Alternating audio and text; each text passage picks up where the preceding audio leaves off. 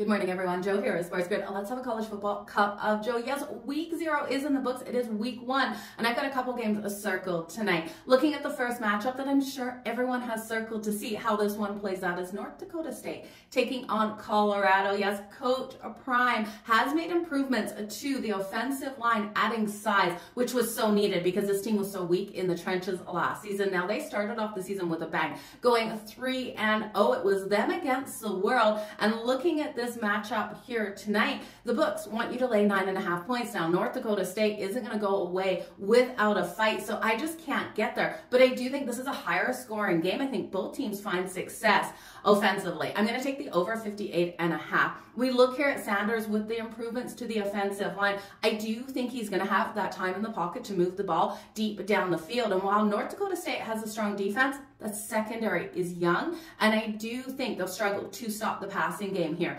I'm taking Sanders over 304.5 passing yards in this game. I would also look at him over the 2.5 passing touchdowns. Now it's juicy at -140, but if you're willing to lay the juice, I do think he can get at least 3 passing touchdowns. Now looking at North Dakota State, this is going to be a hard team to beat. I do think this team finds success. They run a 2-quarterback system with Cam Miller and Cole Payton. Now Cole Payton is strong with his legs, dual threat quarterback. Cam Miller is able to get that ball and execute those nice short passes. His number in this game is 177.5 passing yards. I do think he squeaks over this, but I'm not absolutely in love with that bet. This team averaged 38 points per game last season, and I do think they will put up their share of the points. I think they're going to keep it competitive here with Colorado. If push came to shove, if I had to jump on one side or the other of the spread, I would take North Dakota State plus the points, but I do think this is a prime opportunity for some live betting situations in this game, as well as just taking this one straight to the over 58.5.